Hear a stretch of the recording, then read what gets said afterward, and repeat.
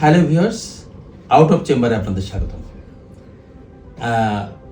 13তম জাতীয় সংসদ নির্বাচন কিন্তু জমে উঠছে এবং গতকালই ছিল এর প্রকাশ্যে প্রচার প্রচারণার শেষ দিন।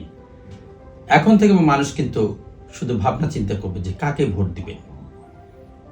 প্রায় 16 বছর পরে মানুষ কিন্তু তার প্রতিনিধি নির্বাচন করার সুযোগ পাচ্ছে। এখানে আপনাকে চিন্তা করতে হবে আপনি কাকে ভোট দিবেন।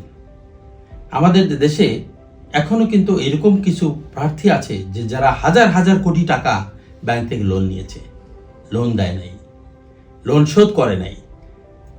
সরকার নির্বাচন কমিশন প্রথম তাদেরকে অযোগ্য ঘোষণা করেছিল, কিন্তু তারা ব্যাংকের সাথে আবার যোগ সাজস করে ব্যাংক আবার নির্বাচন কমিশনে উপস্থিত হয়ে তাদেরকে বলছে যে আমরা এই টাকা নিব না।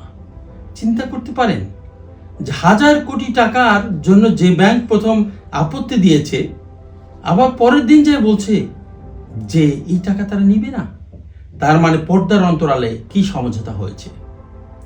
তা আমরা বলতে চাই যে এরা যখন সংসদে যাবে, যদি ক্ষমতায় যায়, সংসদে যদি যায়, তাহলে ওখানে যে তাদের যে ইন্ডাস্ট্রি আছে, তাদের যে শিল্প কারখানা আছে, ওগুলোকে রুগ্ন শিল্প হিসেবে উপস্থাপন করবে। তারপরে সেই ঋণ মওকুফ করে নেওয়ার কিন্তু চেষ্টা করবে, আবার নতুন করে ঋণ নেবে। কাজেই রাষ্ট্রকে কিন্তু তলাবিহীন ছড়িতে পরিণত করবে।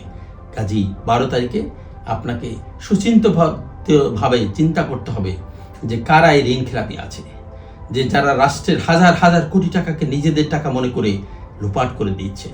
কাজেই আপনি সেই সিদ্ধান্ত 12 তারিখে নেবেন।